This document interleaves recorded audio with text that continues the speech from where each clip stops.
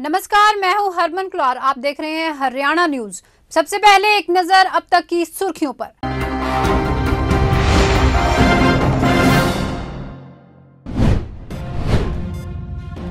हिसार की आदमपुर विधानसभा सीट पर उपचुनाव होने जा रहा है। यह सीट कांग्रेस नेता भूपेंद्र सिंह हुड्डा के लिए नाक का सवाल बन गई है। हरियाणा के मुख्यमंत्री श्री मनोहर लाल ने कहा कि भारतीय जनता पार्टी ने 8 वर्ष के शासनकाल में हरियाणा के अंदर परिवर्तन लाने का कार्य किया। इस दौरान भाजपा ने प्रदेश को स्वच्छ प्रशासन देने का वादा भी पूरा किया। कोसली थाने से फरार होने के बाद जिला पार्षद के लिए नामांकन भरने वाले आरोपित जीवन हितैषी उर्फ लाला ने शनिवार को कोसली न्यायाधीश मीनाक्षी यादव की अदालत में आत्मसमर्पण कर दिया। गृह मंत्रालय के 2 दिवसीय चिंतन शिविर के पहले दिन उद्घाटन के दौरान हरियाणा के गृह मंत्री अनिल विज ने किरकिरा सब कुछ कर दिया। निर्धारित समय से अधिक बोलने पर केंद्रीय गृह मंत्री अमित शाह उन्हें बार बार टोकते रहे, लेकिन विज ने अपना संबोधन जारी रखा।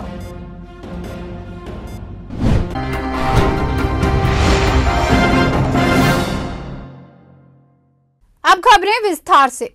हरियाणा के मुख्यमंत्री श्री मनोहर लाल खट्टर ने कहा कि भारतीय जनता पार्टी ने 8 वर्ष के शासनकाल में हरियाणा के अंदर परिवर्तन लाने का कार्य किया। इस दौरान भाजपा ने प्रदेश को स्वच्छ प्रशासन देने का वायदा भी पूरा किया। भविष्य में भी वे जनता की उम्मीदों पर खरा उतरेंगे और बेहतर जो है वो उदाहरण पेश करेंगे। मुख्यमंत्री शनिवार को युवाओं के साथ वर्चुअल संवाद कार्यक्रम के दौरान बोल रहे थे। इस दौरान उन्होंने कुछ युवाओं के सवालों के जवाब भी दिए। मुख्यमंत्री मनोहर लाल ने आदमपुर के युवाओं के साथ वर्चुअल जो संवाद किया, इस संवाद में सिसवाल के शुभम ने मुख्यमंत्री को बताया कि कैसे गांव के युवाओं ने अपने दम पर खेल स्टेडियम तैयार किया और यहां आसपास के गांव के युवा भी खेलने आते हैं। मुख्यमंत्री ने इस पर सिसवाल के खेल स्टेडियम में मौजूद खिलाड़ियों का उत्साहवर्धन किया। मुख्यमंत्री ने इसके बाद सिसवाल के आसपास के गांव के नाम तक बताते हुए ये कहा कि इन सभी गांव की गलियों में वह घूमते रहे हैं। इसके बाद युवाओं ने तालियां बजाकर मुख्यमंत्री का अभिवादन किया। राजनीतिक खिलाड़ी की तरह मुख्यमंत्री युवाओं से बातचीत करते रहे और जैसे ही कोई युवा अपने गांव का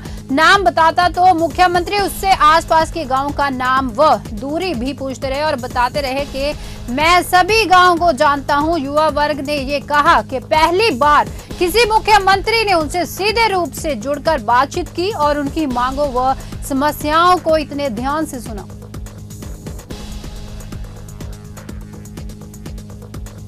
पानीपत शहर में वार्डों के रुके हुए विकास कार्य अब फिर से शुरू होंगे। इसके लिए मेयर अवनीत कौर ने सभी पार्षदों से अपने अपने वार्डों की रिपोर्ट मांगी है, जिसमें सभी कार्य जो हैं शुरू होने वाले हैं। पार्षदों ने मंत्री कमल गुप्ता के साथ हुई बैठक में विकास कार्य नहीं होने के मुद्दे उठाए, जिसके बाद मंत्री ने कमिश्नर को जल्द से जल्द सभी वार्डों में रुके हुए कार्य शुरू करने के लिए निर्देश दिए हैं। शहर में करोड़ों के विकास कार्य अभी तक रुके हुए हैं।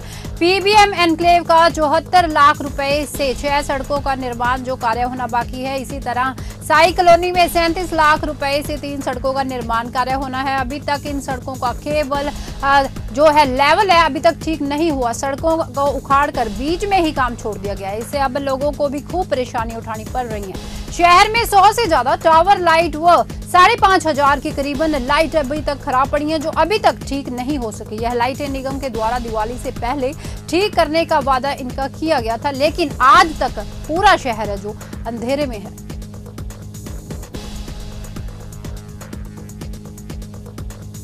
कोसली थाने से फरार होने के बाद जिला पार्षद के लिए नामांकन भरने वाले आरोपित जीवन हितैषी उर्फ लाला ने शनिवार को कोसली न्यायाधीश मीनाक्षी यादव की अदालत में आत्मसमर्पण कर दिया।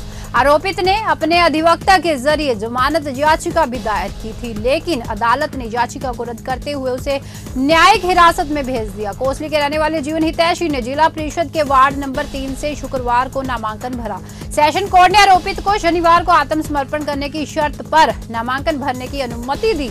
वहीं जिला निर्वाचन अधिकारी एवं उपायुक्त अशोक कुमार गर्ग ने जीवन हितैषी के नामांकन पत्र को होल्ड करके उस पर दर्ज तमाम केसों की पूरी जानकारी मांगी। कोसली के रहने वाले जीवन हितैषी उर्फ लाला पर 7 आपराधिक मामले दर्ज हैं। बिहार के जिला गोपालगंज के थाना कुचाय कोर्ट में 26 अगस्त 2017 को शराब तस्करी के आरोप में जीवन हितैषी उर्फ लाला पर ये सब मामले दर्ज हुए। 15 अक्टूबर को बिहार पुलिस गिरफ्तारी वारंट लेकर कोसली पहुंची। पुलिस ने आरोपित को गुडियानी रोड से दबोच लिया और कोसली थाने में लेकर पहुंचे। कोसली थाने से पुलिस को चकमा देकर आरोपित फरार हो गया। कोसली थाना पुलिस ने बिहार पुलिस के एसआई कृष्ण मुरारी की शिकायत पर अदालत के आदेशों को अवहेलना थी, जो सरकारी कार्य में बाधा पहुंचाने व पुलिस कस्टडी से फरार होने का मामला दर्ज किया। पुलिस कस्टडी से फरार होने व मामला दर्ज होने के बावजूद जीवन हितैषी चुनाव की तैयारी में गांवों का दौरा करते रहे। शुक्रवार को जीवन हितैषी नामांकन भरने से पहले अपने समर्थकों के साथ कोसली मठ में मत्था टेकने के लिए भी गए। क्षेत्र में सक्रिय होने के बावजूद कोसली थाना पुलिस आरोपित को गिरफ्तार नहीं कर पाई। ऐसे अधिक शर्मसार वाली स्थिति और क्या होगी। शुक्रवार को नामांकन भरने की जानकारी भी पुलिस को नहीं थी। पूरे घटनाक्रम में पुलिस की भूमिका पूरी तरह से संदिग्ध है।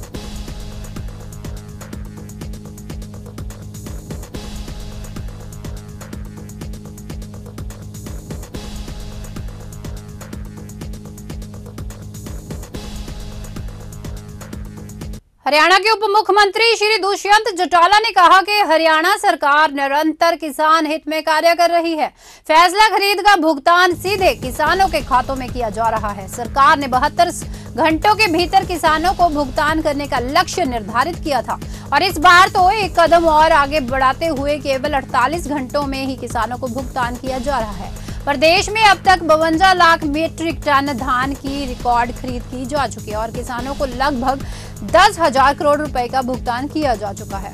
उप मुख्यमंत्री आज यहां खाद्य नागरिक आपूर्ति एवं उपभोक्ता मामले विभाग के अधिकारियों के साथ प्रदेश में धान बाजरे सहित खरीद फसलों की खरीद के संबंध में समीक्षा बैठक कर रहे थे। श्री दुष्यंत चौटाला ने अधिकारियों को निर्देश देते कहा कि आगे भी किसानों को भुगतान करने में देरी नहीं होनी चाहिए। 48 घंटे के भीतर उन्हें भुगतान होना चाहिए। उन्होंने यह भी निर्देश दिए कि कुछ किसानों को अभी तक तकनीकी कारणों से भुगतान नहीं हो पाया है और उन किसानों को SMS के माध्यम से सूचित किया जाएगा ताकि इन्हें तकनीकी खामियों को दूर करें और उन्हें तुरंत भुगतान किया जा सके। उन्होंने अधिकारियों को निर्देश दिए कि पिछले दिनों हुए भारी बारिश से प्रभावित फसलों के मुआवजे के संबंध में जल्द रिपोर्ट सौंपें ताकि किसान को जल्द से जल्द मुआवजा मिल सके।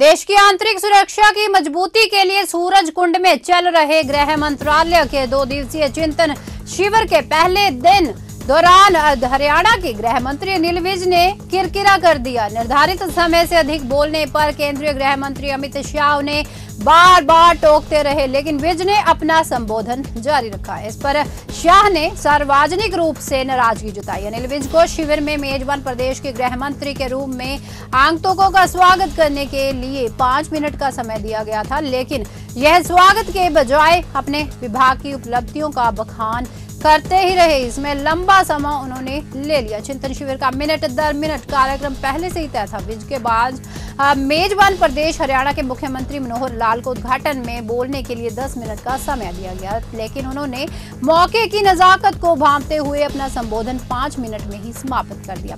इसके बाद स्वयं शाह का 35 मिनट का संबोधन तय था। इसमें कोई भी कटौती नहीं करनी पड़ी, इसलिए मनोहर लाल ने अनिल विज की इस गलती को ढकने का पूरा काम किया।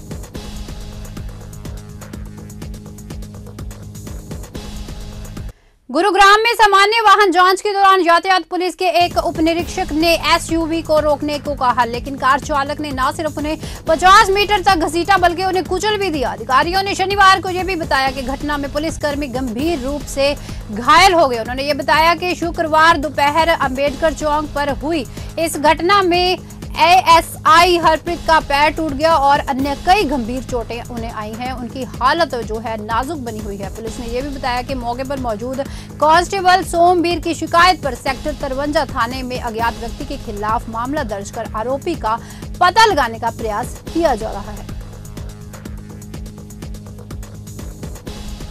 सोनीपत के कालूपुर गांव में उस समय सनसनी फैल गई जब भोलू नाम के एक शख्स पर 2 बाइकों पर सवार होकर आए 6 बदमाशों ने गोलियां बरसानी शुरू कर दी। भोलू को बदमाशों ने चाकू से हमला किया, लेकिन जैसे ही गोलियों की आवाज ग्रामीणों को सुनी तो ग्रामीण व भोलू के परिजनों ने मौके पर पहुंचकर दीपक नाम के एक बदमाश को दबोच लिया और उसको बेरहमी से पिटाई भी की। वारदात की सूचना मिलते सोनीपत की क्राइम ब्रांच की टीमें और पुलिस मौके पर पहुंच गई और मामले की गहनता से जांच में जुट गई। जानकारी के अनुसार सोनीपत की अगर बात की जाए तो गांव कालूपुर का रहने वाला भोलू नाम के जो ये शख्स है, गांव के रहने वाले केशव नाम के शख्स के साथ इसकी आपसी रंजिश है और इससे पहले भी भोलू पर जानलेवा हमला केशव और उसके साथी कर चुके हैं, लेकिन वह हमले जो हैं बाल उसमें बच गया। लेकिन आज फिर केशव और उसके साथी भोलू पर जानलेवा हमले करने पहुंचे और उस पर ताबड़तोड़ फायर कर दिए। इसमें 2 गोली भोलू को लगी। केशव और उसके साथियों ने भोलू पर चाकुओं से भी हमला किया, लेकिन जैसे ही ग्रामीणों ने गोलियों की आवाज सुनी तो ग्रामीण व भोलू के परिजन मौके पर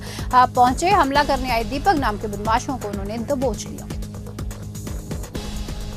पंचकूला के पिंजौर थाने के बाहर आज एक व्यक्ति ने अचानक खुद को आग लगा दी। आग लगाने के बाद बुरी तरह झुलसे हुए व्यक्ति को उपचार के लिए पंचकूला के सेक्टर 6 में अस्पताल में भर्ती करवाया गया, लेकिन व्यक्ति की हालत है जो ज्यादा गंभीर होने के चलते उसे चंडीगढ़ पीजीआई रेफर कर दिया गया है। फिलहाल पुलिस मामले की जांच पड़ताल में जुटी हुई है। जानकारी के अनुसार व्यक्ति का अपनी पत्नी के साथ कुछ विवाद चल रहा था और जिसके चलते दोनों को थाने में बुलाया गया और जब थाने में दोनों पक्षों की बीच बातचीत हुई तो उसी दौरान व्यक्ति ने थाने के बाहर खुद को आग लगा दी। जब लोगों ने देखा तो आग को बुझाकर दूसरे व्यक्ति को पंचकूला के सेक्टर 6 अस्पताल में भर्ती करवाया गया और व्यक्ति की हालत ज्यादा गंभीर होने के चलते उसे पीजीआई रेफर कर दिया गया है। पुलिस कर्मचारियों ने उसकी आग बुझाई। शवि भूषण ने यह आरोप लगाया कि वह करीब 40 दिन से पुलिस के चक्कर काट रहा है, परंतु पुलिस उसकी कोई भी सुनवाई नहीं कर रही। पुलिस के अनुसार शशि भूषण का अपनी पत्नी के साथ विवाद चल रहा है और मामला कोर्ट में भी विचाराधीन है। हरियाणा पंचायत चुनाव के दूसरे चरण में रेवाड़ी समेत 9 जिलों में चुनाव होंगे। इन सभी जिलों में आचार संहिता लागू है और इस बीच रेवाड़ी में एक सब इंस्पेक्टर को अपनी पत्नी के समर्थन में चुनाव प्रचार करना भारी पड़ गया। पुलिस विभाग ने एसआई नरेंद्र को सस्पेंड कर दिया है। रेवाड़ी जिला उपायुक्त व जिला निर्वाचन अधिकारी ने कहा कि आचार संहिता का सख्ती से पालन कराया जाएगा। दरअसल रेवाड़ी जिला परिषद के वार्ड नंबर 18 से गांव झाबुआ निवासी सुदेश देवी चुनावी मैदान में है। सुदेश के पति नरेंद्र गुरुग्राम पुलिस में सब इंस्पेक्टर हैं और सब इंस्पेक्टर नरेंद्र पत्नी के चुनाव प्रचार में लगे हुए हैं। इसकी शिकायत जिला निर्वाचन अधिकारी से की गई। इसके बाद पुलिस विभाग ने एसआई नरेंद्र को सस्पेंड कर दिया। पत्नी के समर्थन में चुनाव प्रचार की फोटो और वीडियो भी सामने आया, जिसमें सब इंस्पेक्टर को आचार संहिता का उल्लंघन करते देखा जा सकता है। इस बारे में एसआई नरेंद्र और उनकी पत्नी बोलने को तैयार अभी तक नहीं है। जिला निर्वाचन अधिकारी अशोक गर्ग ने यह कहा है कि आचार संहिता का पालन कराने के लिए टीम अभी लगी हुई है और वीडियोग्राफी भी करवाई जा रही है।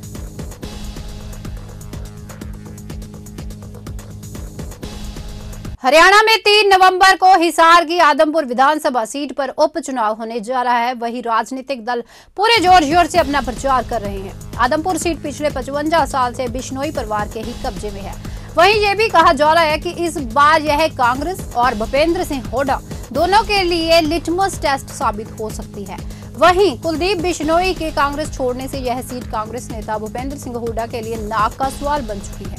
ये भी बता दें कि कुलदीप बिश्नोई ने हुड्डा के साथ मतभेद की वजह से कांग्रेस छोड़ी थी। अब बिश्नोई भाजपा में शामिल हो गए हैं और अब अपने बेटे भव्य को भाजपा के टिकट से आदमपुर सीट से चुनाव लड़वा रहे हैं। हरियाणा में कांग्रेस की पूरी कमान हुड्डा के हाथ में है। ये पहला चुनाव है जहां कांग्रेस ने यहां अपना जोर लगाना शुरू कर दिया है।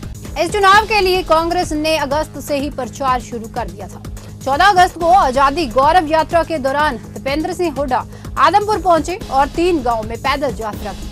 वहीं इस यात्रा में पूर्व केंद्रीय मंत्री जयप्रकाश, पूर्व मंत्री और 6 बार के विधायक संपत सिंह और पूर्व विधायक रामनिवास घुरेला भी इस यात्रा में शामिल हुए। वहीं इस सीट पर जाटों का दबदबा ज्यादा है, इसलिए भूपेंद्र सिंह हुड्डा इस सीट को जिताने के लिए पूरी कोशिश कर रहे हैं। वहीं पहले बिश्नोई कांग्रेस में थे तो उनका ये भी मानना है कि उनकी वजह से बिश्नोई आदमपुर से जीत रहे थे। वहीं बिश्नोई गैर जाट समाज को जोड़ने के प्रयास करते हैं और अब वो भाजपा में शामिल हो गए हैं, इसलिए शायद ये सीट जीतना हुड्डा की नाक का सवाल बन चुका है। हरियाणा न्यूज में अब तक इतना ही। कुछ विशेष और हरियाणा की समाचार लेकर फिर से आपसे मुलाकात होगी। तब तक के लिए दीजिए इजाजत। धन्यवाद।